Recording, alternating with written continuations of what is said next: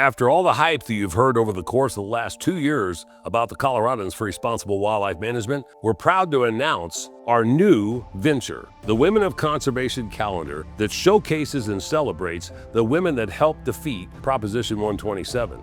14 months of the calendar of all of the women that helped, plus more, the convention dates, deadlines, draw application dates, commission meetings, and things going on at the Colorado State Capitol. This is an opportunity to support CRWM and the efforts that we continually work on through the Colorado State Capitol, Colorado Parks and Wildlife Commission, and to address all of the ballot issues that continually arise. We've got some fantastic sponsors that help prop up and just showcase who these women are. Rodeo queens, barrel racers, houndswomen, general sportsmen, mothers, and every avocation you could think, from archery hunting to muzzleloading to rifle hunting and waterfowl as well. These women stuck their necks out to help save the hunt. Get it for yourself.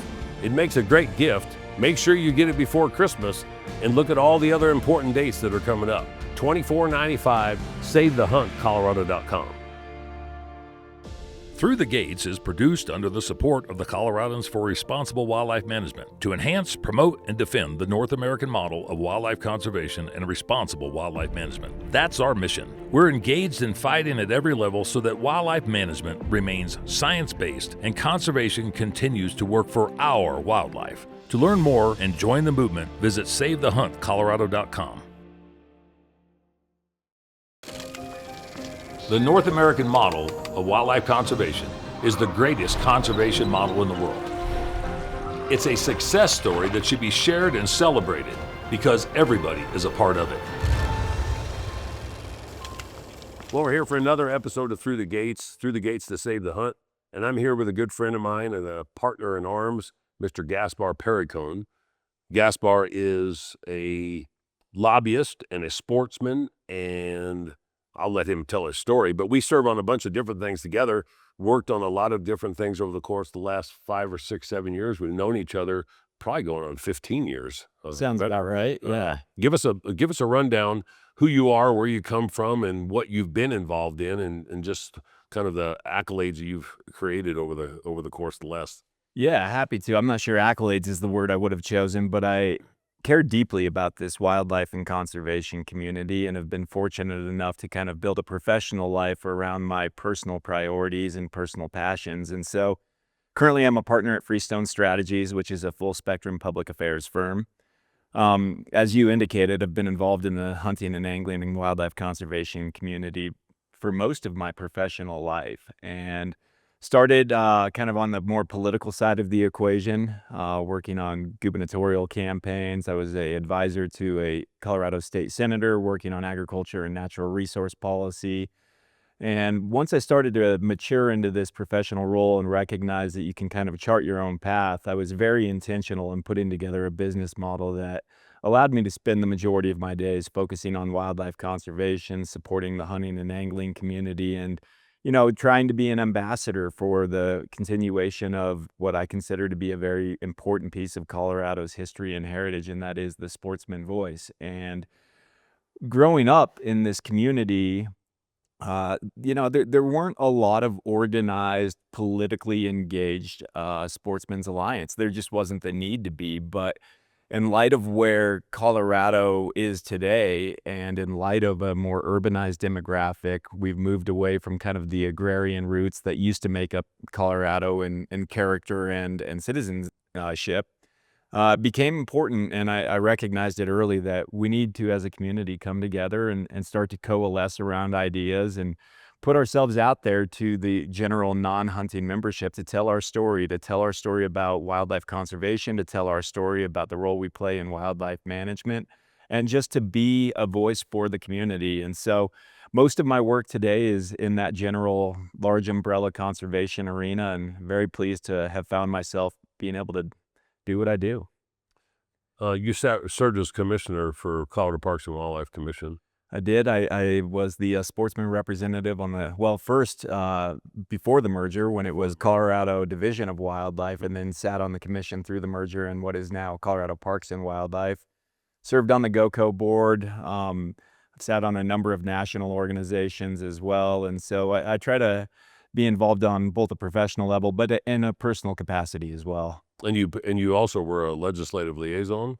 correct? I was the legislative director for the Department of Natural Resources. I ran a national nonprofit organization called the Bull Moose Sportsmen's Alliance, which was kind of the first of its kind on a national stage to be politically involved and provide some political backing to all of the nonprofit organizations that are legally precluded from engaging in a lot of the electoral activity. And now I back at the ranch. My life is kind of come full circle. I born and raised in Steamboat here in Colorado, and went out and pursued that career, and was lucky enough to find one that allowed me to come back to Colorado. And my wife and I now are on the ranch up in Steamboat, and it's kind of the best of both You worlds. got a skiing background?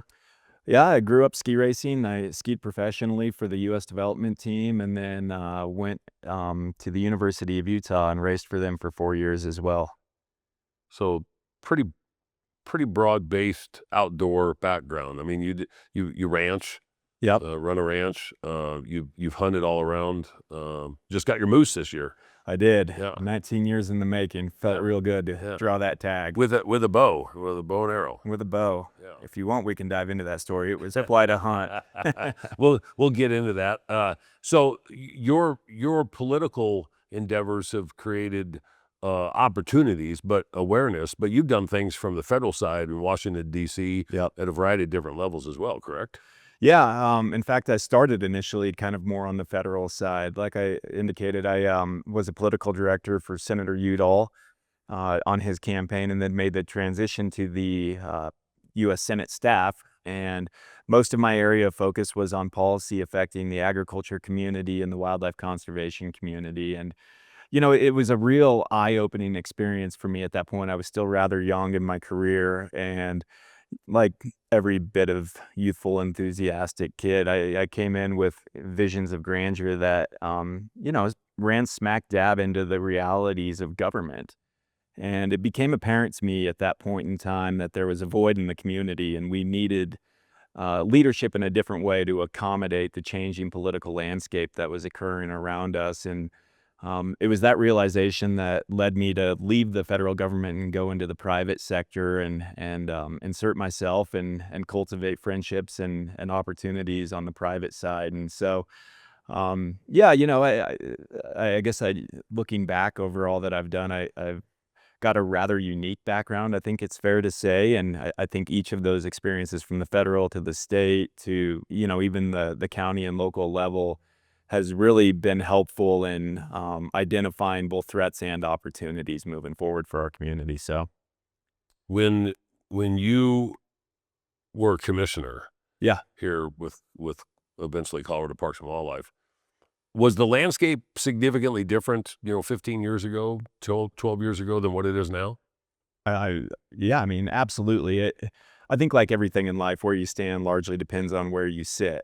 And the face of Colorado has changed. And I don't say this disparagingly, it's just a reality, and it's happening all across the Rocky Mountain West. But, the small town that I grew up in Steamboat, I think when I graduated high school, there might have been about 5,000 students. I think we're closer to 20,000 citizens now. Or I'm sorry, not 5,000 students, 5,000 population. I think we're closer to 20 now, and that's happening to all of these rural communities, particularly the resort communities. Um, I mention that to highlight the fact that more and more of our social discourse is the consequence of urban demographics, as opposed to kind of your more traditional rural and agrarian demographics. And with that change in dynamics comes, a very different general philosophy about governance as well. And in my time serving on the commission, it was evident that there was a shift away from what you kind of think about in the context of hunting as that more traditional sitting with your dad in the duck blind when you're 12 years old and it being part of community conversation, to a discussion that I think is a little bit more removed from the personal experience and exists in a bit of a philosophical realm for a lot of folks. You walk around downtown Denver and people have an idea of what wildlife is and what wildlife management is, but they have no real tangible experience or any real personal relation to that wildlife management. And they just think about it differently. And Since COVID, I think Colorado has certainly trended more in that direction than the other way, of course. And yeah, an awful lot has changed. We've seen changes in political makeup. We've seen changes in wildlife management practices. We've seen changes in the landscape just from a habitat perspective. And so, yeah, while it's been a relatively short period of time, I think when overlaid with the magnitude of demographic changes, it's a rather significant evolution over the last decade. When you were a commissioner, did you think that we could ever get to a situation at this point in time when there was so much division amongst allies and a bigger division between allies and adversaries when it comes to wildlife management in the state? It's always tough to look around the corner a decade in advance. So no, I can't say with any degree of honesty that I could have foreseen the situation that we would have found ourselves in today, where a commission is largely dominated by perspectives that are not from a hunting background. When I served on the commission, and granted at that point it was just the division of wildlife, but I think the entirety of the commissioners that sat on that board and made up that body came from a hunting background, had an understanding either in actual practice or through just personal experience of wildlife management. And the conversations we had were very different than the conversations that the commission today is having on several different fronts. I've played at this level extensively, in a variety of different capacities, and seeing you evolve into a position to where you and I are essentially partners in crime. We joke about it, whether Well, it's peas and carrots or yin and yang or whatever the hell it might be. peas and carrots. Yeah, that's the Forrest Gump. You're Jenny in this equation, right? Yeah, exactly. Yeah, I'm the Lieutenant Dan. So if we looked at where we are now, hindsight's 2020, but 5 years ago, do you think we should have done anything any different, given this political administration and given the ideologies and the methodologies of the current administration to get us to where should we have done anything different then that we haven't done? I mean, look, retrospective applications is the devil's game, right? Like, yeah, absolutely. Are there things that we could have done proactively 5 years ago that would have better positioned us today? 100%. That said, we are where we are. The things are what they are today, and I think what's more important is what we are doing now that will better position ourselves for the next 5 years.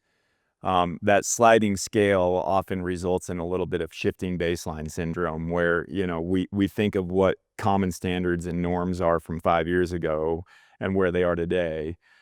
They've changed dramatically. We cannot go back to that point in time. So taking stock of where we are today and building out both the programmatic needs, the infrastructure needs, the personnel needs, and frankly, the policy and the vision needs for the next 5 years, I think is where we ought to be dedicating the vast majority of our time as a sportsman community. When Chris Journey and I formulated CRWM back in 2016-17, did you think that was immediately a valuable component to what we're ended up dealing with? I mean, looking back then.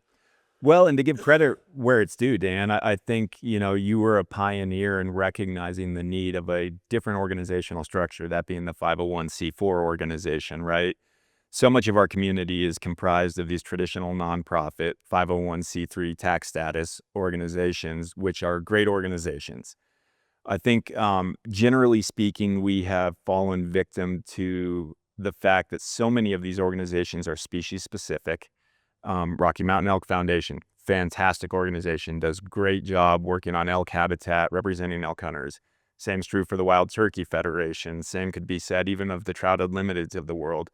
What was missing, I think, initially was an umbrella organization that took a holistic sportsman perspective, not the species-specific objective, and compiled all of that into a single organization that could be a champion for sportsmen and conservation holistically.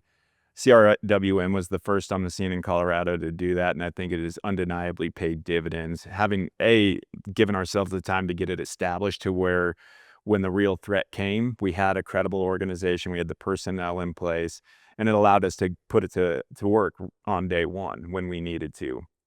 when we look at some of the surrounding states issues who are in many respects following some of the trends that we've been witnessing here in Colorado, which arguably has been ground zero and kind of the petri dish for some of the animal welfare activism. Um, Arizona, New Mexico, Oregon, Washington, all of these other states that are witnessing some sort of a similar dynamic to where we are in Colorado didn't have a C4 organization in place. And so they were playing catch up a lot of the time. I think the fact that CRWM existed when the fight was brought to Colorado has certainly paid dividends in terms of our ability to coalesce and organize quickly. I appreciate that. You sit as the chair of the Colorado Wildlife Conservation Project, and I'm the vice chair. Both of us put our heads together back in January of 2022 on the essentially on the overnight of February 3rd for Senate Bill 31. And it was an ideology to be able to do that. How important do you think that coalition mentality and mindset is for other states to be able to formulate that, which isn't, and just with all transparency, it's not a organized coalition in the sense to where we have a checking account, a tax status and everything, but to get people on the same page, how important is that for everybody else to be able to turn around and duplicate or replicate that? Well, I mean, you got to be a little bit careful about asking the chef how the meal is, right? Given that this was kind of our brainchild. But the goal initially was, I think, three things. The first of which was to provide an alliance. And as you indicated, we discussed and opted not to formalize an organizational structure around this very intentionally. We didn't want to be competitive with existing organizations.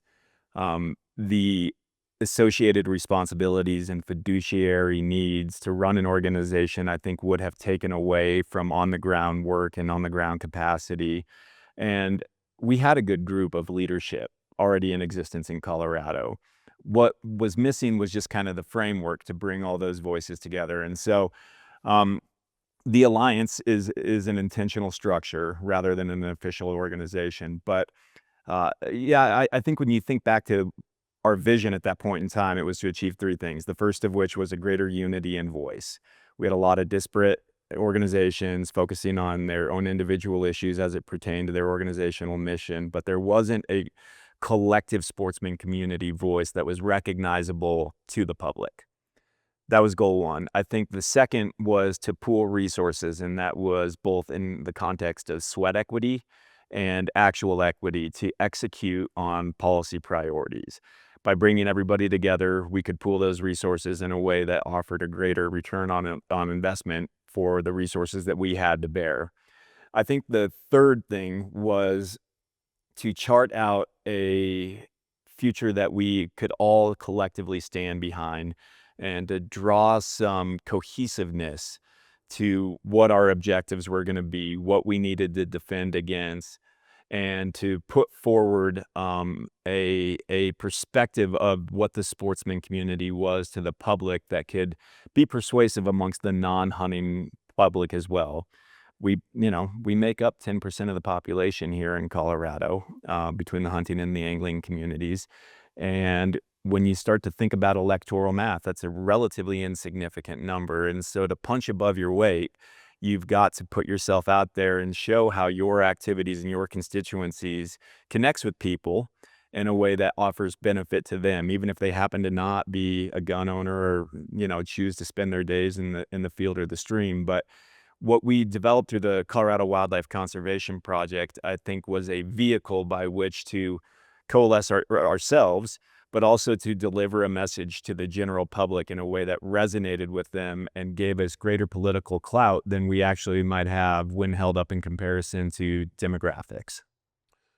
Do you think that, there again, hindsight's 2020, but when we hit the ground running, that was on the eve of Senate Bill 31, that we won at the legislature 4-1. Right. We've been fighting at so many different levels, especially during this current administration. We often get criticized because we're not offensive. What are you doing proactive? What are you doing when are we going to go on the offense? What do you say to people that constantly, they don't see all the work that goes on behind the scenes and they think that everything we do is defensive? What could we do to turn around and change that mentality with people to get them to understand defense in our position is offense, but we do a lot of offense. It's just that when you're constantly on defense, it's kind of hard to get off the field. Yeah, I mean, look, I only give so much credence to Monday morning quarterbacking, right? I think there is a little bit of truth in the fact that we have been playing defense a lot, but that's by way of necessity. There's been an awful lot of offensive issues brought our way that needed to be tamped down.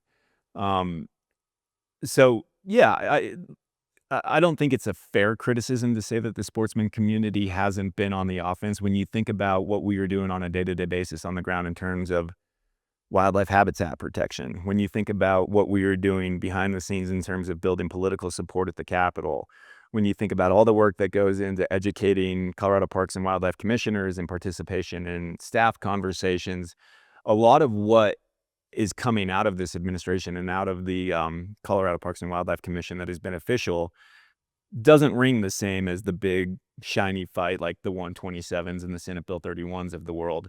Are there more things that we could be doing on the offensive side? I think that, yeah, that opportunity is there. I think we have been pretty diligent in thinking about making sure that when we invest our time and our resources in a pursuit of a policy objective, that it's got a real chance of passing. We've seen too many failed efforts.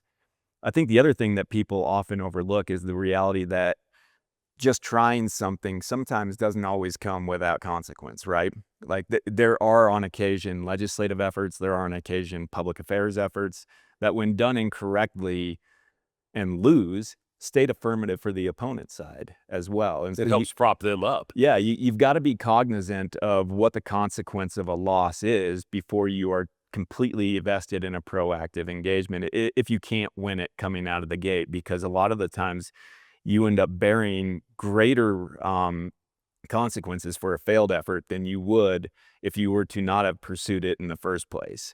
And, it's a balancing act. You and I are the two at the table right now making a lot of these decisions, undeniably. The other thing I think I would tell those folks that are inclined to think that we're going about this in a way that isn't consistent with their thinking is get involved. We can always use more manpower. We can always use more brains in the room. We can always use more resources, but it takes soldiers. And we've got a great group of people right now that are very dedicated to this. But, as we know, if you're not at the table, you're sometimes on the menu. And so get involved. That's what I'd say. Yeah, good point. I mean, a lot of the criticism is things that we've talked about, but could you get into a little bit of a synopsis or your interpretation about the criticism when you constantly hear about, why don't we do the right to hunt and fish? Why don't we turn around and run a ballot initiative of our own? Why don't we turn around and get out there and we really do something that is magnificent? Yeah, I mean, it's difficult to have this conversation philosophically, right? Because you've got to evaluate each of these proposals on the merits of themselves. And so let's start with the constitutional right to hunt and fish, for example. I think it's been a great tool. I think roughly half of the United States has adopted some version of a constitutional right to hunt and fish. Colorado is one of the states that currently does not have a constitutional right to hunt and fish, and we have certainly explored the idea of pursuing one in that evaluative process. And I think this is breaking down the parts and parcels of what you were getting at in terms of cost on a failure and reward on success. Starting on the cost side, Colorado is a little bit unique in that our standards for constitutional amendments, as a result of previous legislative efforts, have a relatively high threshold by comparison to other states across the nation.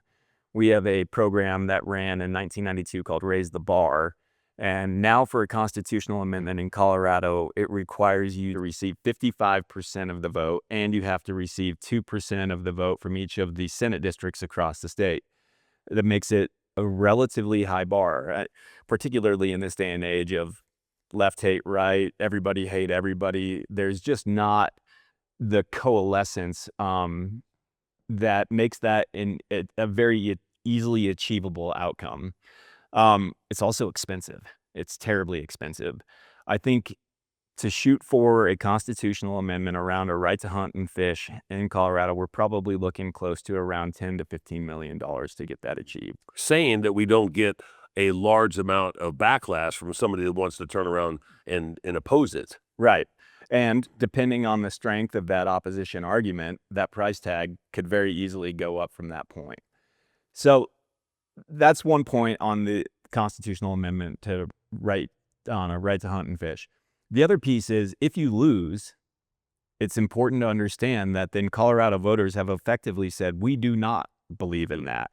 And the consequences of that is empowering to a commission that largely has not been terribly favorable of hunting and fishing rights. It could empower them to pursue more of this rewilding idea. They could use the vote as justification for continuing to pursue that. I think the other thing that's important in this particular conversation is to look at the utility of a constitutional right to hunt and fish as applied in other states. They're not all created equal. The language varies from state to state. But in many cases, they have not proven to hold up to legal scrutiny. What I mean by that is a state may come in and say, we're going to prohibit spring bear hunting, which Colorado has been through.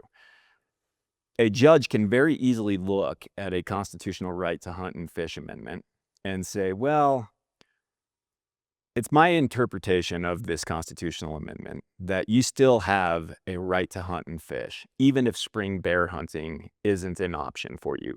You can still chase elk in the fall. You can still chase bear in the fall. You can still go out and fish however you would like to.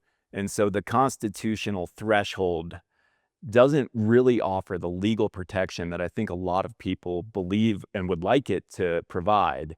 And so when we as a community are making decisions about where is it that we can best invest our money to get the highest yield in terms of sportsman's access, wildlife habitat conservation, sportsman favorability with the community, the right to hunt and fish is one that I would love to have, but I'm not sure that it rises to the top of the list in terms of evaluating the probability of success, the inputs in terms of financial costs that it would take to get us there, and then weighing that against the legal protection that you actually get out of a constitutional right to hunt and fish, as well as the risk of potentially losing it. And so I use this as an example just to demonstrate the type of thought that goes into the evaluation on where we as an alliance have decided to go in the past. And to date, that cookie just hasn't crumbled, where at least myself and I think others have seen great wisdom in making that our number one charge.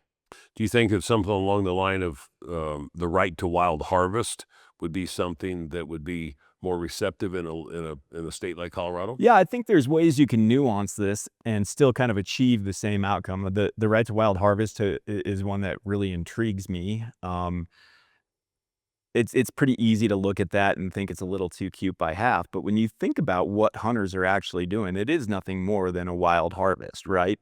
And it also brings in a constituency that we often are not associated with. You think about your local farmers market operations. You think about the berry pickers of the world. You think about your local gardeners. Mushrooms, pinion nuts. Exactly. Yeah. All of these type of people all of a sudden have a reason to take a look at something like that with a different lens on than they would if it was exclusively a right to hunt and fish amendment. I think we're at a moment in time, not just in Colorado, but nationally, where we have to take stock of the fact that the world around us, and us being hunters, but the world around us hunters is going to continue to change and evolve as more and more of the country becomes urbanized, as more and more of the country has a different relationship with experiencing wild places than you and I experience them. And to be effective, we're going to have to change our narrative, change our message, and cultivate intentionally an audience with these non-hunting organizations, with these non-hunting demographics and citizens who still have an affinity for conservation, who still have an affinity for wildlife. You've got to meet folks where they're at. And I think that's kind of the next frontier for sportsman advocacy is identifying where those opportunities exist, taking stock of those particular policies that are meaningful to us and to those other user groups of our public lands, and finding a way to build a big tent and coalesce around shared values rather than kind of just the mentality of defending our heritage, which is often where we find the sportsman community. Shane Mahoney with Conservation Visions started the Wild Harvest Initiative, Yeah. which has now become world renowned. I mean, to the point to where the amount of countries and the amount of organizations, the amount of people that are supporting that ideology. Do you think that that's something that people take for granted, that they don't really realize that without consumption of wild product on the landscape worldwide, we could not provide enough domestic food production to be able to turn around and give to everybody, whether it's the fisheries or the indigenous peoples in different locations. Is that something that would resonate in modern society, like in Colorado or in St. Louis, Missouri? I mean, I think the proof is in the success that Shane has had. And, let's just take a quick moment to acknowledge that Shane has been one of our greatest ambassadors in the sportsman community. He obviously comes from an outside perspective, being from Newfoundland, but the way in which he looks upon the American style of wildlife management with such admiration, I think is very telling. We are unique in the rest of the world in the context of the way in which America has embraced the public trust doctrine, the public ownership of wildlife, our investment in public lands. We have here in this country something that is the envy of the world. Now, I think we have also been rather fortunate to stand on the shoulders of great giants that preceded us, the Theodore Roosevelts, the Aldo Leopolds, all of these visionaries that recognized this was a unique thing and have invested either legislatively, sometimes even administratively through the Antiquities Act at the presidential level, to state-based game and fish agency management. This is a unique thing to America, and it didn't happen by accident. The conservation doesn't happen by accident. It is a thing that we often hear out of the Wild Harvest Initiative, and it is very intentional. And so in light of that, I think the job of our generation of conservationists and our generation of hunters is to maybe not look so much at the past of those investments, but take stock of what the challenges are going to be for the next generation to ensure that our kids and our grandchildren are able to pursue wild game in wild places in the same way that we are. And to the core of your question, Dan, I think what taking stock of our current situation looks like, at least to me, is the recognition that we are in a changing landscape, that there are people out there who have, a very acute sense of conservation that is totally divorced from our perspective as hunters. But we aren't necessarily talking to them in a way that makes them feel like they're investing in the same outcome that we're investing in, even though that, we've got shared goals here. And so the difficulty in all of this is going to be, I think, on occasion, putting our pride on the table and recognizing opportunity where it might lie, and also taking stock of the fact that our future might look a little bit different, but maybe not worse, right? The unfortunate reality is, at day's end, it's a math equation, and we just don't have sufficient numbers in our community to always get what we want, and so that requires us to cultivate and solicit partnerships with folks that, have shared values, but maybe don't hold our values quite as true, and get out of the mentality that it's a us versus the world. And sometimes we might have to just partner with non-traditional allies to realize our outcome. If you're looking to explore your opportunities to hunt out west, maybe try Colorado. If you're trying to get information about bighorn sheep, elk, deer, private land, public land, maybe it's everything that you want to do as far as pack-in trips. Maybe it's just having a pack trip decided for you, and then when you get there, you just hunt out of a drop camp. Make sure you check out the Colorado Outfitters Association. Colorado Outfitters Association here in the state of Colorado has got a numerous amount of outfitters that are members, and they can supply you with whatever you're looking to try to acquire and what you want to do for the hunt of a lifetime. For more information, check out the coloradooutfitters.org, and make sure that you let them know that you heard about them with Through the Gates, and let them know that you're trying to continue to save the hunt in the state of Colorado. We always talk about supporting businesses that support our efforts to be able to save the hunt in Colorado. Well, the Colorado Shed Company in Penrose, Colorado, just outside Canyon City, is one of those partners. Colorado Shed has been building sheds in the state of Colorado for the last 10 years and is actually owned by sportsmen and women. They support the efforts of what the Coloradans for Responsible Wildlife Management has done, and they also support all the organizations that you're probably a member of. Whether you're looking for small modular type buildings, sheds for your property to store the extra hunting equipment, or maybe just to turn around and put that freezer in for all the meat that you've got, check out Colorado Sheds. They also do pole barns and can do custom manufacturing to whatever your heart desires. She sheds, man caves, it doesn't matter. Check out coloradosheds.com. When you look at things that we collectively work with at the General Assembly, at the legislature, CRWM's got lobbyists and you've got lobbying representation for your firm, but most states don't have legitimate lobbying representation for sportsmen and women. I mean, you talk to them, they just don't. Is that something that they just kind of let slide and they didn't take it seriously enough while some of these things were being modified and taken advantage of? Or is it something to where maybe people just didn't think they needed to turn around and do it at all? Yeah, I mean, I think in the states where we've witnessed a larger infiltration of animal welfare and animal advocacy at the legislative level, those places are starting to see an increase in sportsman representation at their state capital by necessity. Colorado's among that lot of states that kind of backdoored its way into finding sportsman representation at the Capitol because it became necessary. You know, it wasn't that long ago in the grand arc of history that the animal welfare movement even really warranted a counter response, right? They hadn't previously amassed sufficient power. They hadn't previously amassed sufficient resources or even a consistent message that was of genuine threat to the sportsman community. But those days have come and gone.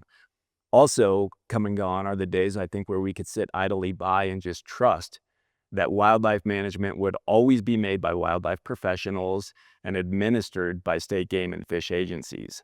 And that reality certainly requires increased engagement with our legislators and our lawmakers who are oftentimes making decisions that either inhibit or promote the division's capacity to operate as an independent agency in the promotion of conservation and wildlife. And we've seen that here in Colorado. You know, for most of my life, all wildlife decisions occurred at the Game and Fish Commission. That was certainly true when I was on the commission.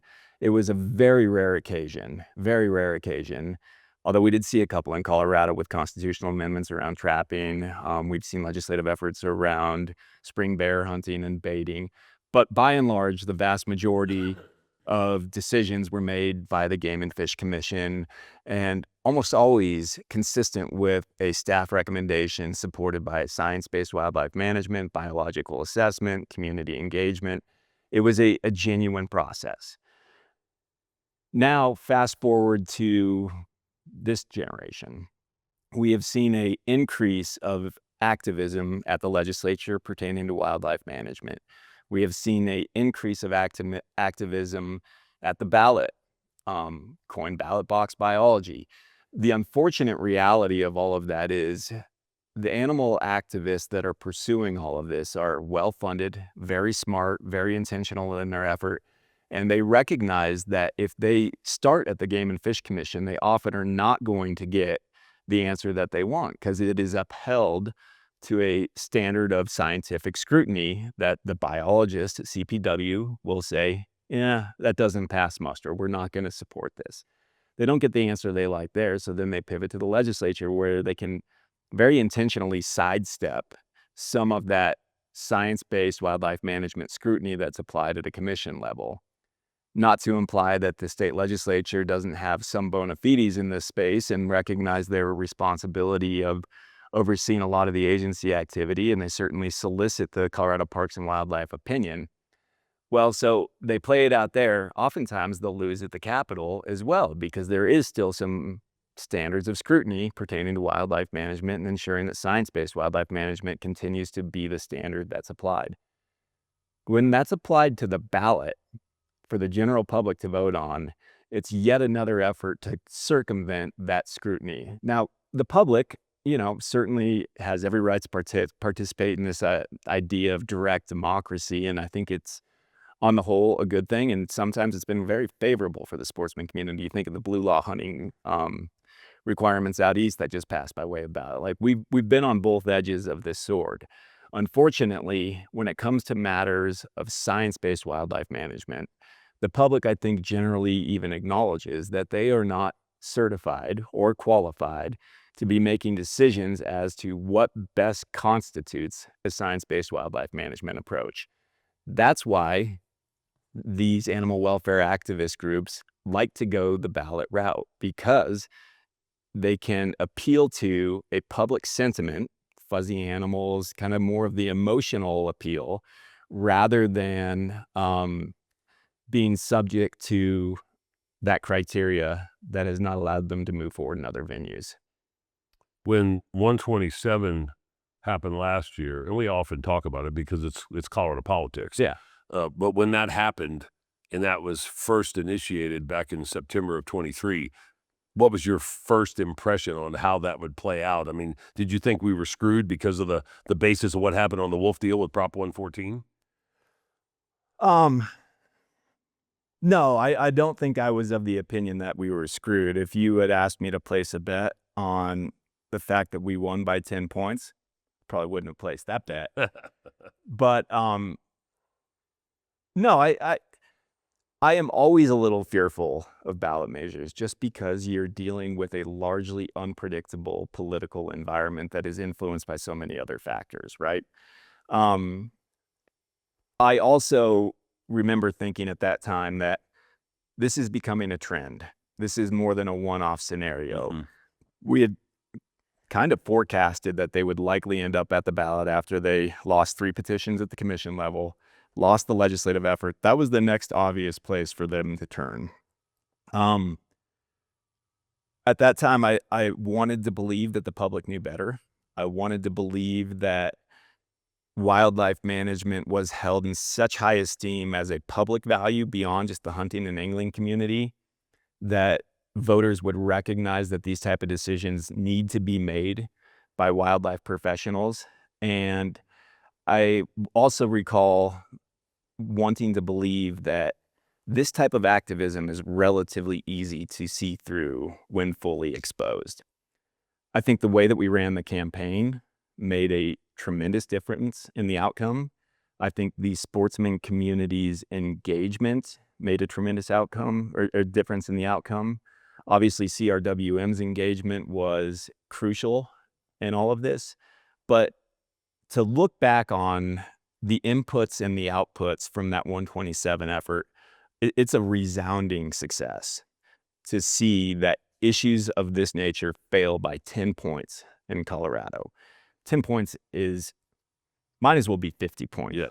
You just do not see that type of a spread in today's political environment. And so not only were there, Republicans, unaffiliated independents, but also a lot of Democrats as well, who are generally speaking more closely aligned with some of these kind of animal welfare organizations, at least on a platform perspective. When you see that type of outcome with virtually every demographic across the state, young, old, minorities across the board, every sort of political persuasion, taking stock of kind of a similar outcome of this is bad policy, it's really telling. It's really telling. Explain, would you, and give the listener or the viewer, what's the difference between a statutory measure, a constitutional measure, and a referred measure? You're thinking about this all in the context of ballot box Yeah. biology, correct? Okay, yeah. So most states are set up this way for those states that have ballot measures. Not every state in the nation does have ballot measures, and some states limit those ballot measures to only constitutional changes or statutory changes. So breaking down what this means functionally in the administration of government, the lowest standard is a statutory change. And statutory provisions are like any other law that's passed by the legislature, a decision that guides courts, that offers guidance to administrative oversight, and sets the law of the land. Statutes can be changed and are every year, so they are not set in stone. Year after year, legislatures will pass one bill, recognize that they didn't get it quite right, come back and make tweaks to those statutory measures. Those make up your codes. Those are your kind of everyday laws. Constitutional amendments are obviously a much higher standard and change the Constitution itself, which then obviously sets a precedent by which all subsequent statutory measures must adhere to. Constitutions are the governing law of the state, obviously subservient to the U.S. Constitution, but are the parameters on the scope of possible statutory measures. When we think about this in the context of ballot measures, there are a couple of ways that the public, by way of direct democracy, can make changes to state laws or the state constitution. There is also an opportunity through the referred measure where the legislature can propose to pass a law or to pose a law to the citizenry to vote on. So we've got three ways to change law in Colorado by way of ballot. Statutory citizens initiative, and that is where you sidestep any legislative engagement. The people a group of people or an individual can propose a rule change that would have statewide applicability or even regional applicability, as was the case in 127. And they can petition to the state to put it onto the ballot. There's this set of legal standards that you have to clear in order to actually put it on. But any individual or any citizens group or any coalition of individuals can propose to make a change to a state law or create a new state law without going through the legislative process. And the burden that they have to bear then is a signature gathering requirement.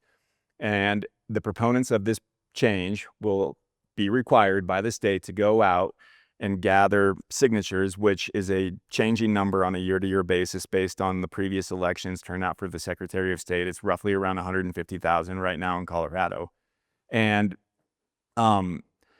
if they get sufficient signatures in support of this proposed measure, then it gets placed onto the ballot.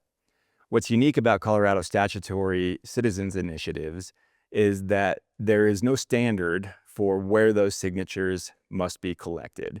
So that means if it's a Denver-based initiative, you can appeal only to the population in Denver, which makes up the vast majority of the population in the state, and localize the effort kind of in that way. A referred measure, separate from a citizens initiative, is still a statutory change, but it is a question from the legislature to the people. And the legislature has the capacity to put a ballot measure on an election ballot as well. They obviously are not subject to going through the petition process and the citizens' signature process. But if it feels like it's a question that they either shouldn't be making by themselves or don't have the expertise to make by themselves, the legislature can say, let's let the public decide. And they have the ability to put a legislative statutory change on a ballot as well. The third type of law change that you can experience in Colorado is a constitutional change. And similar to the initiative process, the citizens initiative process, you can run a citizens constitutional amendment as well. But as we were talking about earlier, the threshold for changing the Constitution in Colorado is a much higher bar than that of a citizen statutory initiative process. You do have a signature gathering requirement that is broken down geographically. You cannot just go to people in Denver or Boulder or Fort Collins or Pueblo and gather all of your signatures there. You have to get at least 2% of all of these voters in a Senate district across the state to sign a signature in order to meet the threshold to get a constitutional question on the ballot in Colorado. You also have to, as we said earlier, meet a standard of 55% rather than 50 plus 1. And so that extra 5% is quite a significant hurdle by comparison to a citizens initiative to get a constitutional change passed. Yeah, one thing that's kind of interesting is back in 1992 on Initiative 10, which is the bear hunting initiative, that was statutory. Then 4 years later, the animal rights community came together and got a constitutional amendment, Amendment 14, on the trapping side of things. When they went to Proposition 114 in 2020 on the wolf deal, that was statutory. That could be reversed if you went back and did the same thing. But the legislature could also turn around and change that if they were so inclined, which is attempted at some time on Initiative 10. It just didn't gain much traction. On 127 last year, that was a statutory attempt as well. Yep. And the reason I'm building this up is because you've seen other things that have come out, like Initiative 98 or Initiative 13 with the Smart Wolf policy guys. Those are statutory as well. And so those are attempted to turn around and reverse something or do something in addition to. Yeah. Do you see any of that stuff starting to fall on deaf ears with the voters or people that are paying attention? Because it just seems like every flipping 2 years or 4 years now, we got another thing coming up that maybe people didn't have to pay attention to. We had 92, 96, then nothing until 2020. Mm-hmm. And now it seems like it's every 4 years that we got something that somebody wants to do. I think it's a consequence of opportunistic thinking. We've got a Colorado Parks and Wildlife Commission. We've got a governor and administration that has offered a greater degree of favorability to some of the more extreme animal welfare philosophies and legislative endeavors. And so, look, I mean, it's pretty rational thinking that if you're a member of the animal welfare community, you're naturally going to gravitate to pursuing efforts where you think you have the highest likelihood of winning. Given the administration's general outlook on wildlife management, given their investment in rewilding, given the makeup of the commission, it makes Colorado a pretty obvious state to try and pursue some of these goals, right? There's a reason they're not doing it federally, and they know that the efforts that they are pursuing at the state level, at a federal level, will undeniably fail, which has forced them to kind of take a multi-state approach to implement their policy priorities. And so, yeah, I mean, in the context of falling on deaf ears, I think there's an argument to be made that perhaps even the contrary has been true. I don't recall a particular, and I'm not as old as many in our community, but I don't. Like me, you're pointing to me. It was implicitly. I'm not as old as dumb as you are, Gaze. I didn't imply dumb. I think the increased engagement from the animal welfare community has been responded to in kind from the sportsman community. I think there's been some benefit from that. I have never in my time seen a coalition of sportsmen, conservation, wildlife supporters come together in the way that they did around 127 on any previous example. Sometimes it just takes that common enemy or that common threat to genuinely ignite a sense of unity amongst a community. Not unique to the wildlife space. We've seen this in historical moments like after 9/11. The degree of patriotism was through the roof, right? You fast forward to today, we probably have never been more divided as a country than we are. And so these are ever evolving social dynamics. But we have certainly borne witness to more of these type of acts than I think a lot of our surrounding states. I think it has galvanized the sportsman community in a way that has been really positive. I think it has shed light on a lot of things that the conservation community had previously taken for granted and didn't recognize the work and the expertise at Colorado Parks and Wildlife and the dedicated professionals on the ground and everything that goes into making Colorado's landscape what it is. When we have moments in time like 127, I think it forces the question on people in a way that they haven't really been forced to ask the question of themselves previously. And a lot of what has come out on the back end, I think, has been very positive for continued science-based wildlife management in Colorado. That said, it requires a counter movement every time one of these proposals comes forward. And with that comes the requirement of increased dedicated time, effort, organizational support, resources, funding from our community. And so, I think it's a trend that's likely to continue here in the near future. But at some point in time, you just fundamentally cannot lose at the legislature, at the commission, at the ballot consistently enough and continue to build sufficient support to continue to push these animal welfare ideas. Nobody wants to fund an issue that's going to lose by 10 points, right? Like, that's just a reality. Last year was kind of an anomaly anyway, because we had 3 different ballot initiatives. One was more agriculturally related, but those two, 308, 309, were in the city and county of Denver. Yeah. And so you and I were actually sitting on the Hands Off My Hat campaign, which would have banned the sale of cowboy hats and fishing lures and Native American crafts because it was a fur ban. And so we could utilize that, knowing full well that we had to advertise and message to the city and county of Denver for that. But a lot of that played over into the 127 campaign for the Lions, Bobcats, and Lynx. And I think that it was easier for them to digest, why are we doing this? And that was the significant voting base that had to make the decision on a statewide ballot on 127. Right. Whereas the people that were voting on 127 that didn't live in the city and county of Denver just thought there was a bunch of lunatic bastards on the Front Range turning around and trying to change everything that they saw. And even if they didn't fully understand or comprehend 127 wholeheartedly, they saw that this was a multiple approach attack to stop a lot of what they maybe didn't ever think was going to be possible in any way, shape, or form. Right. Yeah. I mean, I think there's a larger question at play here too that maybe is too often overlooked in our community. And everything we're talking about has been very fundamentally important to the preservation of hunting, angling, heritage, wildlife management. But these are consequences rather than causes of an underlying sentiment. And I think it warrants some consideration of why is it that we now are witnessing a barrage of ballot measures year after year after year. And what can we do to stem that?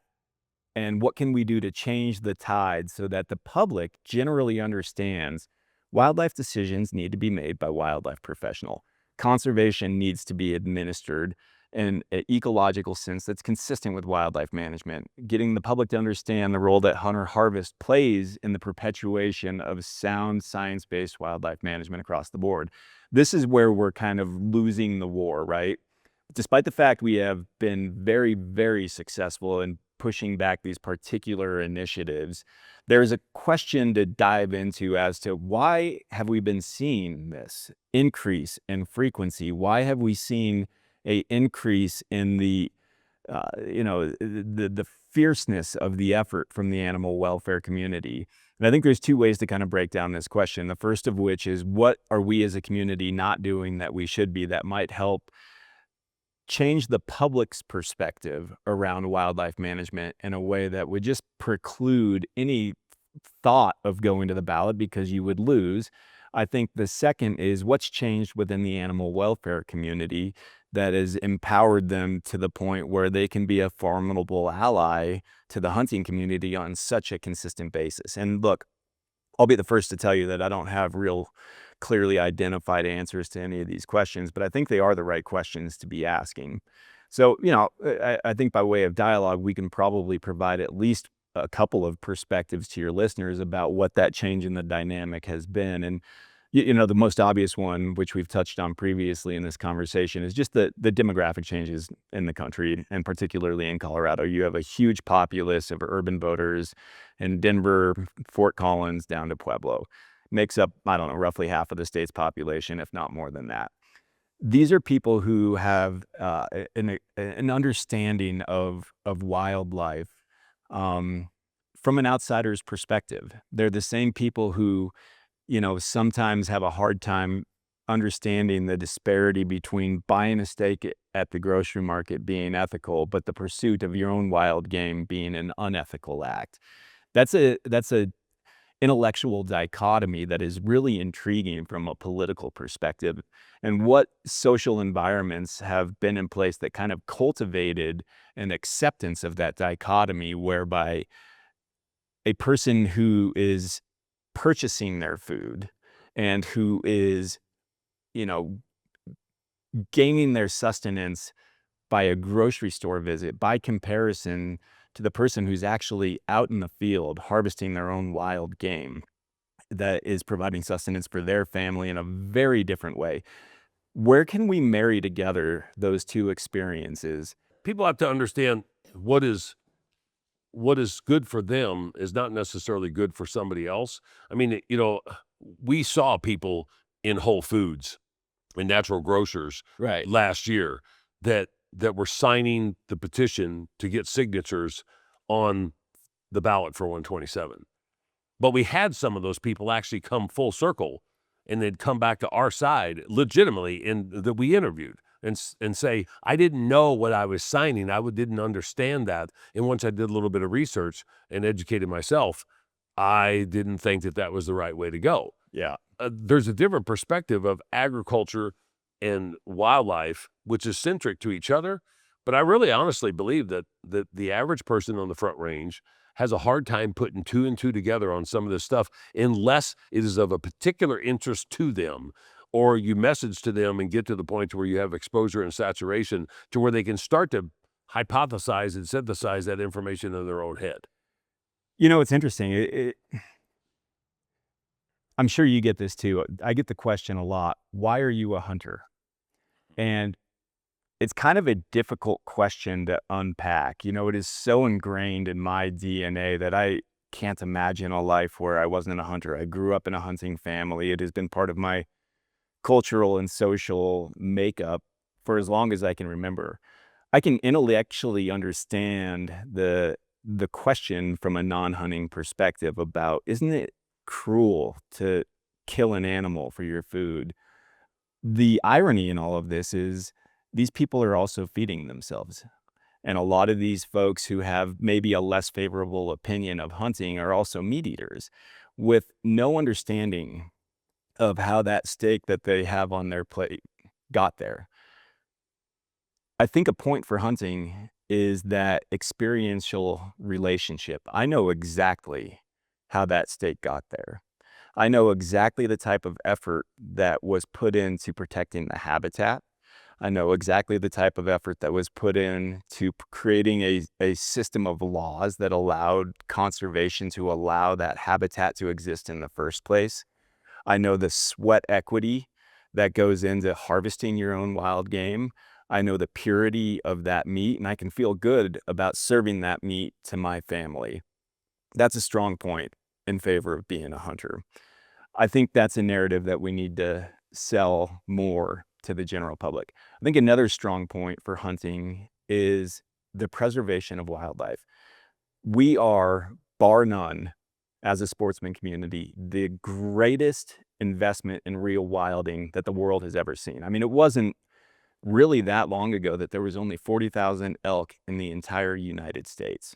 I'll be the first to admit, I think the days of market hunting was an abhorrent practice, but it led to what is now the greatest system of wildlife conservation in the world, and state-based wildlife management and science-based wildlife management, and a set of laws and ethics and criteria that govern all of this with the sole focus of ensuring that wildlife populations will be a presence in our lives and our grandchildren's lives and down the future. And who'd have ever thought that that would become such a contentious component of Right. modern day society, to say you shouldn't do this or we want to do this, but to look at where we're at right now and how we got there. Yeah. And I think that's another real strong point in favor of hunting. And you're right. I think, all discovered this through the experience on 127, and that was just and I don't want to say ignorance of the public, because I don't know why they would have a reason to have the understanding of wildlife management in the way that you and I do, but the general lack of education that the public has around what holistic wildlife management actually looks like was a very eye-opening reality for me. And it told me a couple of things. The first of which is their perspective of wildlife is very different from that of the hunting communities. Maybe not worse, maybe not even reduced in terms of social value to themselves, but from a very, very different vantage point. And we as a community need to do a better job articulating the importance of hunter harvest as a component of wildlife management. And to put a finer point on that, the general public, as we learned through 127 as well, when asked, had very little understanding of the fact that the Colorado Parks and Wildlife Agency is not financed by taxpayer dollars. The general public's perspective, when we asked them in survey data, indicated, well, I pay my taxes. I have just as much of a right to pursue wildlife or to protect wildlife however I see fit. The reality is, as you well know, there is no general taxpayer dollars that go towards supporting the Division of Colorado Parks and Wildlife's administration or investments in wildlife management. nearly the entirety of that comes from the sale of hunting and angling fishing licenses. That's what finances all of the Colorado Parks and Wildlife staff. That is what finances the research on things like chronic wasting disease, ecosystem services, all the way down to invertebrate protection. And so when I ask the question of, well, how is it that you feel like hunters are conservationists? I mean, you're killing an animal, you're taking one off of the landscape. My answer to that is, okay, I can understand that, but if not this, then what? What is the alternative? Where are we going to find the resources to pay wildlife professionals? Where are we going to find the resources? Nobody has been a greater benefit to wildlife as a community than the hunting community. We have led to the rewilding of virtually every species across the country, and that is a testament to the North American model of wildlife conservation. It's a testament to the wildlife professionals in the field, and it's a testament to the actual importance of hunter harvest in perpetuating what is the greatest wildlife model the world has ever known. And it's interesting, too, because we said a lot of this during 127, but we've said it for years, that there's not another group. I think Sean actually did this in one of our social spots, or I think Luke did, that 9% of all elk hunters are successful. 21% of all deer hunters are successful. 19% of all mountain lion hunters are successful. And it goes in a variety of different levels, depending on what species or what method of take. But how many people, can you imagine 19% of the people that bought tickets to an Aerosmith concert and they only got to go? Or 19% of the people got the chance to get a lottery voucher to go to Whole Foods, but they didn't get to pick out any food. Right. I mean, this is a group of individuals that impose taxes on themselves, and then through the license purchasing process, goes out there with the intent of harvesting. But the overwhelming majority don't get a chance to turn around and enjoy in anything other than the opportunity to go do it. Right. We've gone this on the political side. We talk about backpack taxes, and we talk about self-imposed taxes for other supposed non-consumptive, but they're consumptive user groups. They don't want to do that. They don't want to pay for something that they don't think they're going to be able to turn around and utilize. We do that. And I think that that's been a sounding board for legislators and commissioners and whoever, and the general public, once they figure that out and understand. You look at the recreational shooter on the Pittman Robertson side of things. Look at the fisherman on the Dingle Johnson side. There's nobody else that taxes himself to turn around and go recreate and kick money into the pot. I mean, you could search for a very long time before you found another group of people that willingly imposed a tax on themselves to provide a public benefit. That is what the sportsman community has done. And the public does benefit across the board. I mean, even for the most anti-hunter out there who, generally, presumably still cares very deeply about clean water, who still cares deeply about clean air, and who still cares about undisturbed landscapes. Public access. All of those things are brought to you by Colorado hunters and anglers. The Wildlife Council has, stated this time and time again. The public benefit that is provided in the context of conservation and wildlife habitat protection it's a service to the state in so many regards. And not only are we financing it, but on any given day, you can find hunters out cleaning up trash and trails. You can find hunter organizations out there planting new trees and new habitat, putting in guzzlers to make sure that wildlife have water in drought years. All of these contributions, while certainly beneficial to us, I think, well, they undeniably provide a public benefit, but I think what's overlooked is, at our core, as hunters, we are wildlife lovers as well. And it's not exclusively for the opportunity to pursue them. Now, that's a big part of it, and I don't want to discount that because I think it's an important piece of the conversation. But if you were to tell me that you have two choices in life, pursue wildlife by way of hunting, or all the wildlife in the world goes away, I would gladly give up my hunting ability just to ensure that there was wildlife on the landscape moving forward. And I don't think that's a perspective that the general public has of the hunting community. And perhaps we haven't had our best foot forward in every occasion. And that's a narrative we need to be a little bit more thoughtful in perpetuating. Yeah, but there comes a time when you're trying to express the factual side, the historical side of what's worked Yep. and to where we're at today, and then try to convince people that what we have that's worked will continue to perpetuate and sustain wildlife management down the road. Right. That, we got into this on the mountain lion issue where they said if you're going to continue to do things like this, you're going to extirpate the mountain lion population. Well, the reason that we have what we have is because sportsmen back in 1965 created the license structure and took it out of the nuisance or the depredation side to make it part of a game animal. And now we've got 4,400 to 5,000 mountain lions. But that's just an example. We've done that on elk and bighorn sheep and moose and waterfowl and a variety of things straight across the board. Getting that point across once people pay attention to it. Legislators, commissioners, the voter, they understand the importance of that because you gave them the facts and the data and the statistics. How do you recommend that sportsmen attempt to try to convey that in some capacity and be ambassadors of the message through exposure and saturation, as opposed to sitting on the sidelines criticizing that these groups or these individuals aren't doing something proactive and on the offense? I mean, look, this is how this game breaks down. There are 10% of the hunting population, or 10% of the population is comprised of hunters. We've got arguably another 10% of the population that is comprised of animal welfare activists. And I don't mean just general animal loving people, but actual activists. And then you've got the 80% in the middle. The long arc of history, the future of hunting, undeniably in my mind, lies in whoever cultivates that middle ground first. So yeah, feel free to Monday morning quarterback or armchair quarterback, whatever. If you want to make a meaningful difference in the perpetuation of science-based wildlife management, if you want to be a honest-to-God defender of our hunting and angling heritage and our rights, spend your time talking to somebody who does not engage in hunting.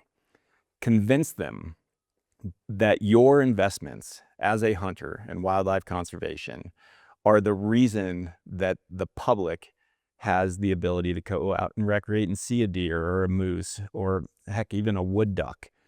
It is that game that ultimately will protect and defend against the extreme 10% on the other side of the animal welfare community. We need to be very concerted in our effort in cultivating at least a majority share of that 80% in the middle, because the fight's coming.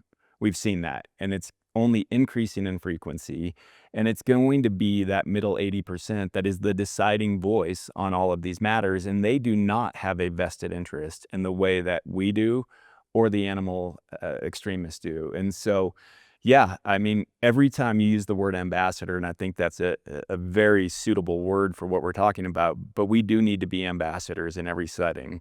When you run into somebody on the trail, maybe it's a mountain biker, maybe it's a hiker, take the time to tell them what you're doing in the woods. Take the time to educate your neighbors and your friends and your families about the importance of having hunters involved in wildlife management and what good has come from that. Because if we, continue to talk amongst ourselves as a community, we're pushing on an open door. We have got to find a way to cultivate into our camp. And I'm not saying we got to make all of those, that 80% hunters. What I am saying is that of that 80% in the middle, we need to make them understand that there is a role for the hunters and anglers in wildlife management. We need to make them understand that we are the financiers of conservation, of science-based wildlife management. And I think we also need to make them understand that hunting is more than just standing behind a dead animal for your Instagram op. It is about the clean protein. It is about the experience in nature. And it is also about reinvesting in conservation to ensure that these opportunities that we're enjoying today will be around for the next generation. If you want to support a company that supported the efforts to defeat Proposition 127, then you need to support Davis Tent. Davis Tent has provided quality canvas goods for outdoorsmen for the last 50-plus years. For more information, go to davistent.com. If you want to support another business that was instrumental in helping us defeat Proposition 127, check out Salida Gun Shop. Salida Gun Shop in Salida, Colorado provides quality products, expertise, and knowledge from individuals that actually do what they sell. Go to salidagunshop.com. Listen to the advice of Cameron Haynes and support companies that are supporting your cause and your efforts. Minturn Anglers is one of those companies. Minturn Anglers provides product and fishing excursions in Colorado and are second to none. For more information, go to minturnanglers.com. Somebody that listens or watches the podcast like this when you're trying to dissect a bunch of stuff, and like Sean had referenced, I mean, this is good information for people that want to pay attention to it. But what would be a word of advice or suggestion that you would give somebody to say, if you don't like the way things are going, or you're happy with the fight but you want to get involved and you don't know anything about it, what's the best way for somebody to turn around and say, enough is enough, I'm tired of sitting on the sidelines, how do I participate? I think there's a variety of ways. You can become a member of an organization like CRWM or any of the other 21 members that make up the Colorado Wildlife Conservation Project. Those are the organizations that have boots on the ground, that are offering tangible benefits. They have the expertise and the staff personnel to take ideas and put them into action that actually benefits wildlife and enhances conservation outcomes. I think that's one way. The second opportunity harkens back to the point I was just making of recognize that being an ambassador amongst the non-hunting public is meaningful. I think too often folks fall victim to this social stigma and don't always articulate that hunting is one of their passions or personal pastimes. And to cast a new light on that in a way that we talk about it amongst ourselves, but that the public doesn't really generally understand is such a big component, is another real effective way that we can just slowly move the needle in our direction. I think the third thing that we need to be rather cognizant of, and this is perhaps something that has made us a target, is we need to call out our own bad actors. Every community has the bad apple. I think in the eyes of a lot of the public, the sportsman community has been defined socially as some of those bad actors or some of those bad activities. And, it's an evil to watch evil go by unchallenged, right? And we've got to call out our own evils in our community. And, things like this snowmobiling wolf incident up in Wyoming, and poaching and unethical hunting behavior, we've got to police our own as well, and show that we are putting our money where our mouth is when it comes to what we espouse in terms of conservation, hunting ethics, and investments in conservation. Those are good words of advice. You and I are at the tip of the spear on a lot of different things. Some people would like us to be at the forefront. Others might want us to step in the background. So there's plenty in both camps, I assure you. Yeah. But I haven't seen them willing to step up and do a lot of the things that you and I have done collectively and individually. But if somebody had just a little bit of time to do something, in realizing that we don't expect them to do 60 or 80 hours a week like what we've jumped in on top of, what would be your first word of advice for them to get involved? Would it be at the commission? Would it be at the legislature? Would it be, a guy doesn't know anything, but he wants to do something. What's the most important thing to get involved in? Well, I think you just outlined two really good opportunities. The Colorado Parks and Wildlife Commission is where the vast majority of decisions pertaining to wildlife management are made. And they used to meet monthly. They're soon to move to a schedule where they're meeting once every other month, I think 6 times next year. But in any given meeting, there are regulatory changes, policy concepts that are being floated, legislative ideas that are under discussion. And all of those in some way are impactful to management of the resource. And it's a relatively unintimidating venue, I think, for folks to come and testify at. These are citizen volunteers that make up the commission. They're not paid professionals. They're not elected officials.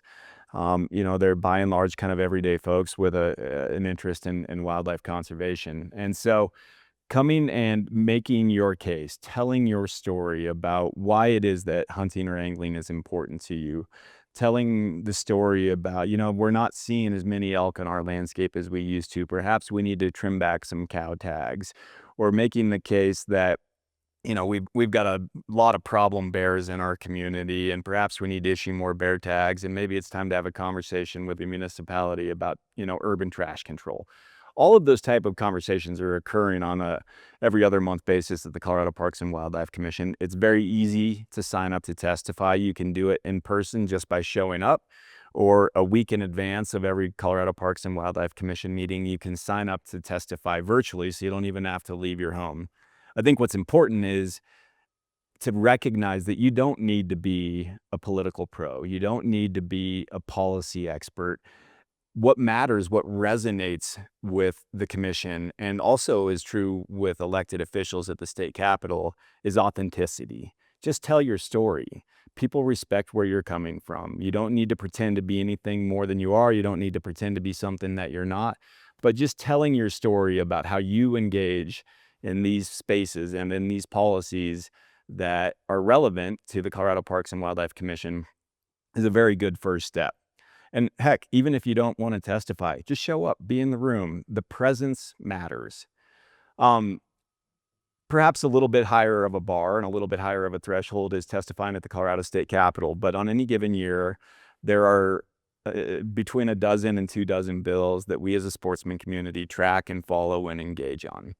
A lot of times we invite individuals to come and testify to the Colorado General Assembly members, often in committee, about, this proposed law or this proposed policy is good for X reasons or is going to be disastrous for X reasons. Again, the same standard's true. Don't need to be a political pro, don't need to be a policy expert. What does need to occur is presence. We need to tell our story, and that comes in all forms.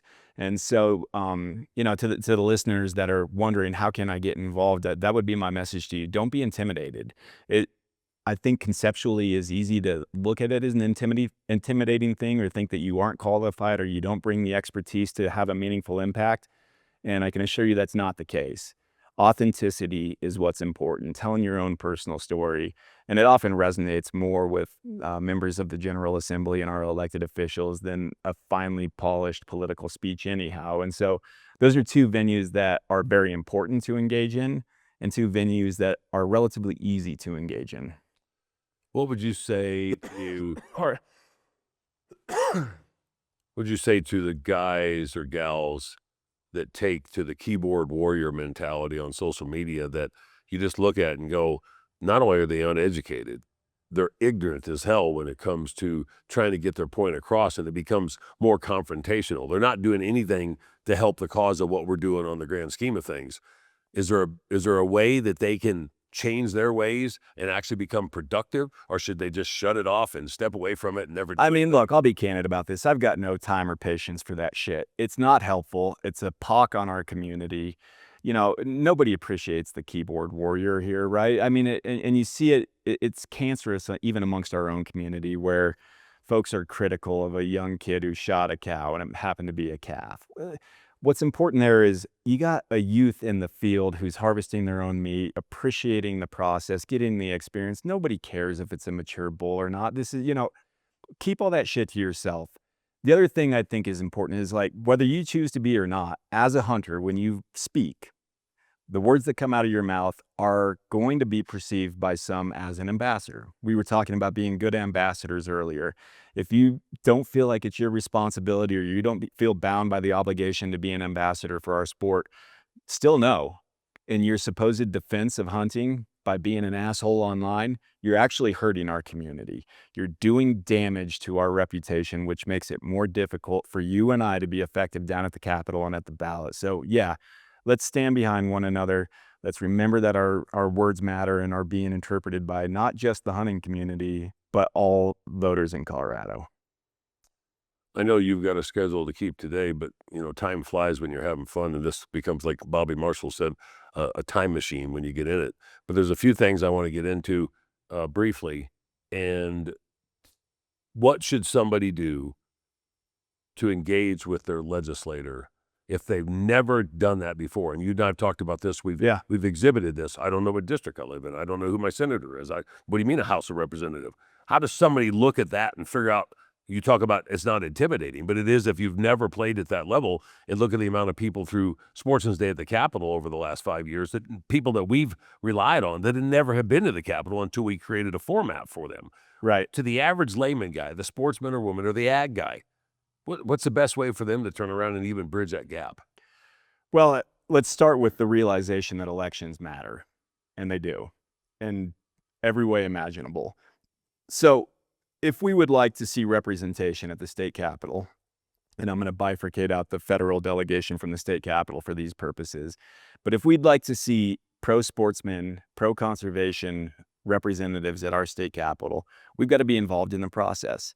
I think it's really important for folks to understand that the vast majority of our state legislators are folks like you and I that had a calling for public service and decided to put their hat in the ring and run for office.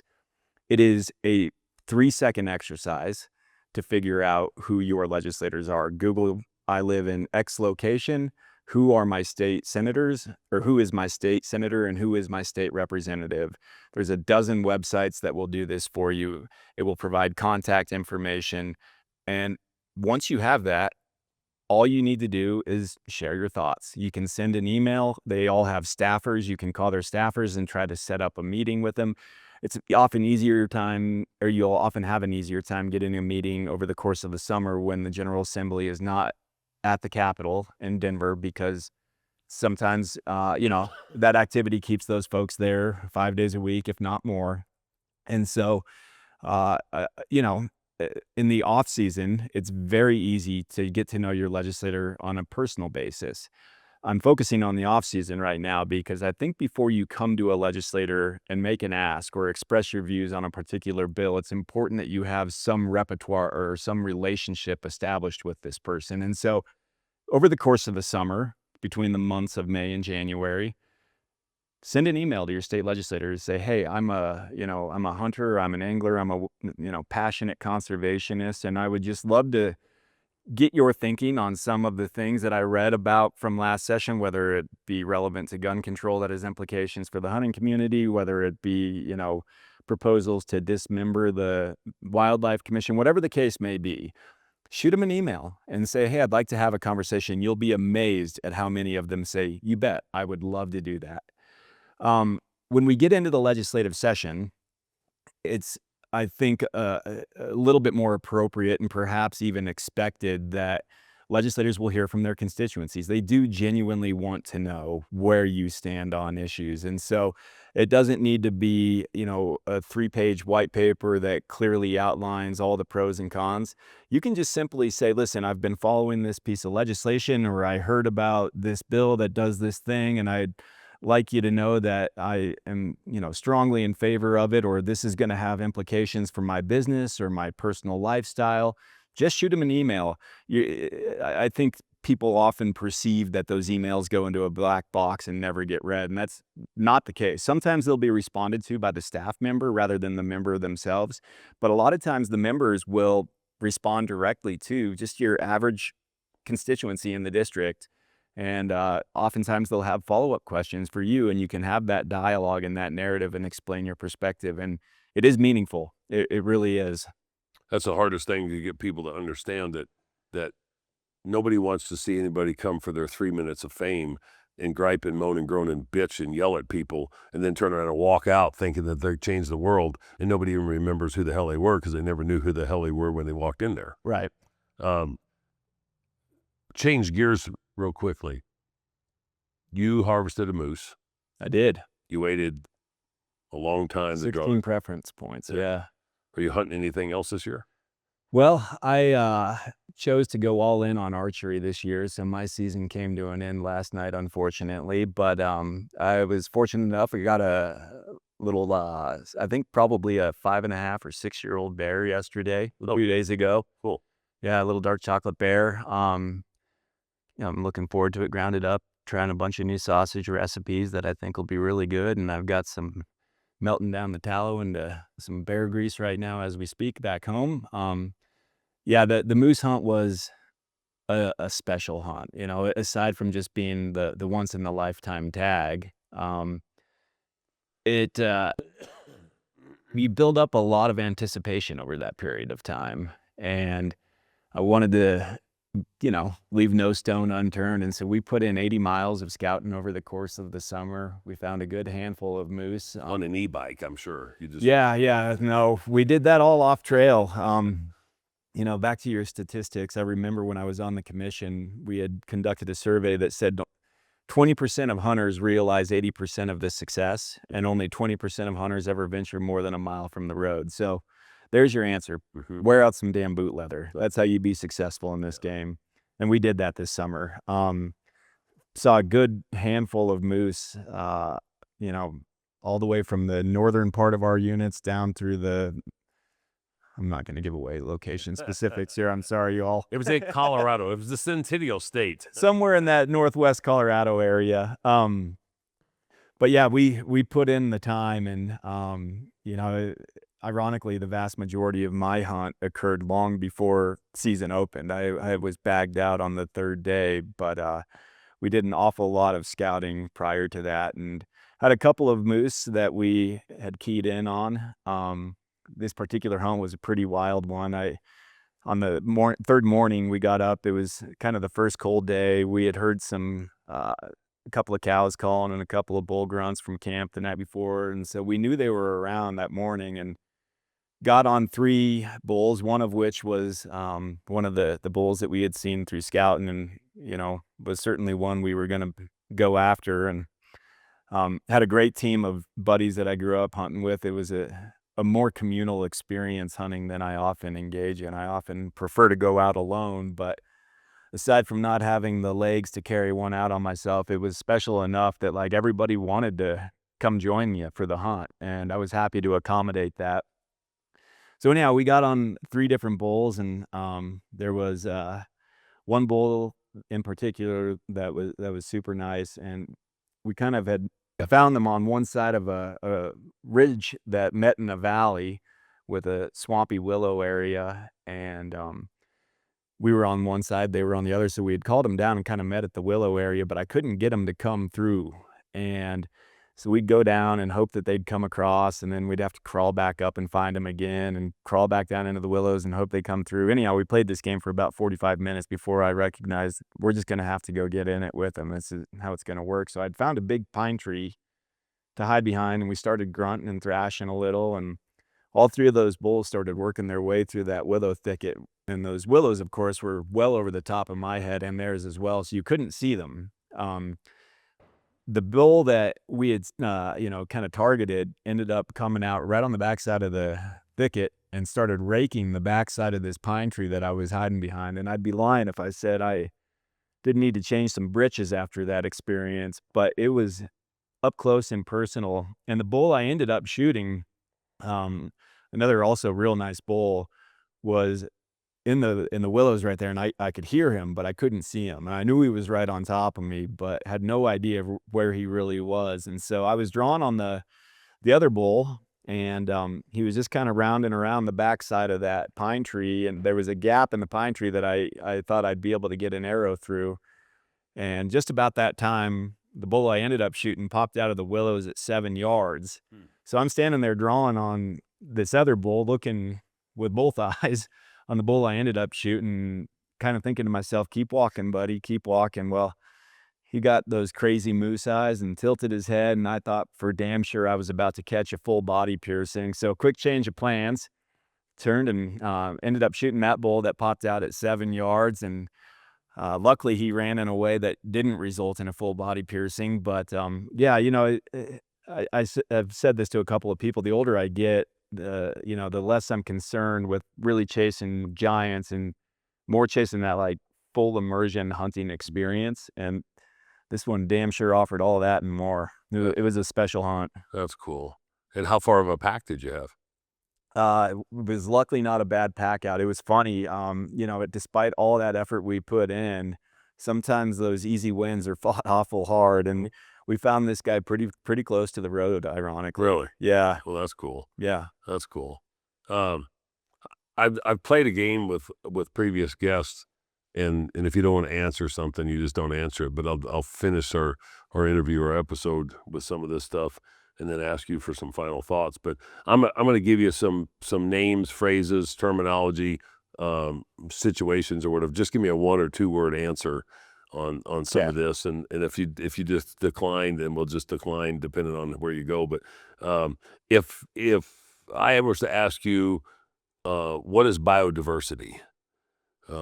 Just one or two words in today's environment, what you think that is.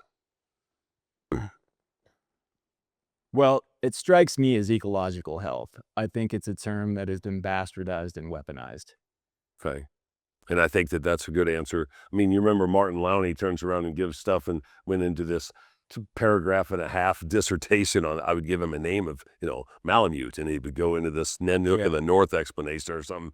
No offense, Martin. But what about Colorado Division of Wildlife?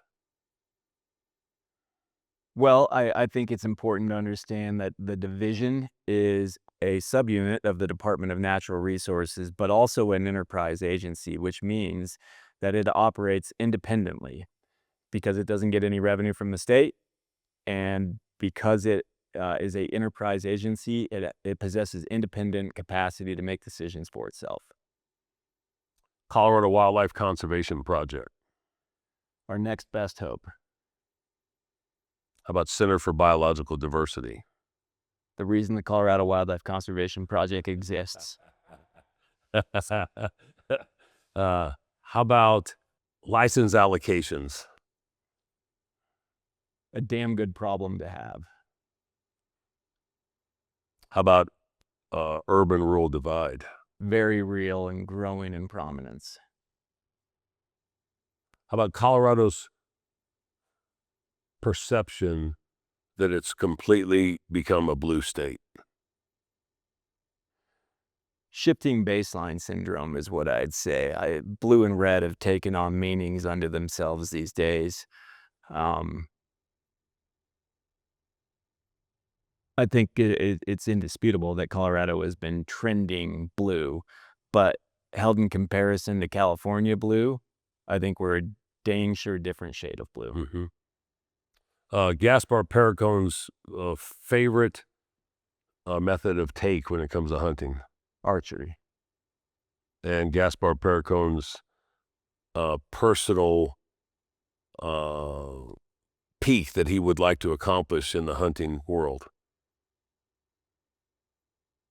I'd like to be able to step away from my engagement in the sportsman and conservation community at some point and feel like we did our job, and to know that the next generation of leadership is well equipped to continue the fight.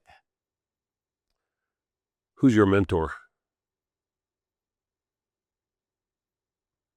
In the hunting and angling space? Just in life or whatever. I've got too many to name, so I'll say those folks that are independent thinking authentically themselves.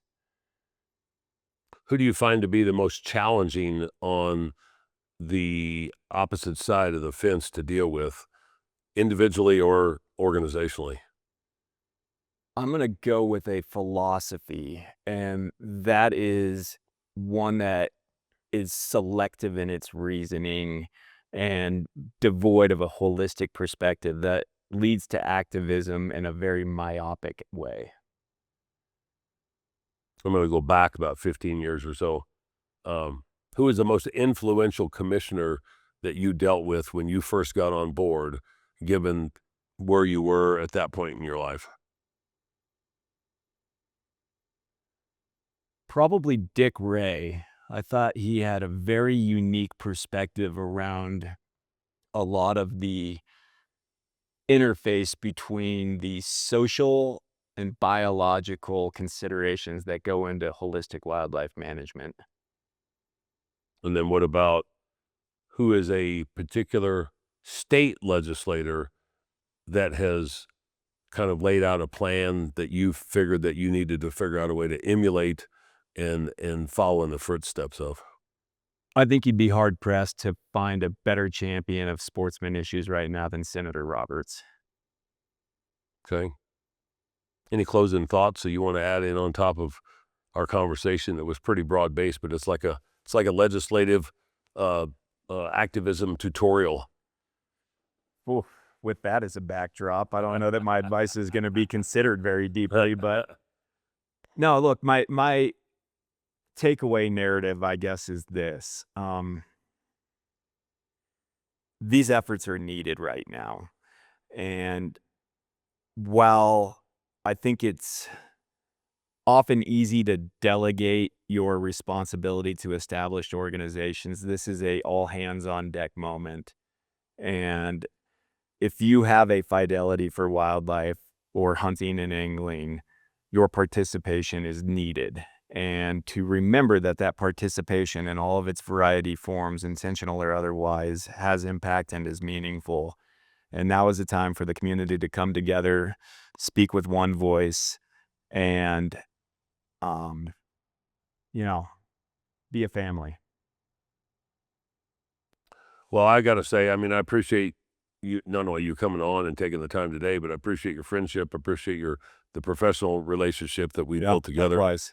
Um, you know, that joke about peas and carrots, I probably think is just as good as I said before about oil and vinegar and, you know, maybe blood and water or whatever that might be. But we have a lot of different things that we build off of each other for. Yeah. And I think that that's helped to the point that you mentioned just now. No better time than the present.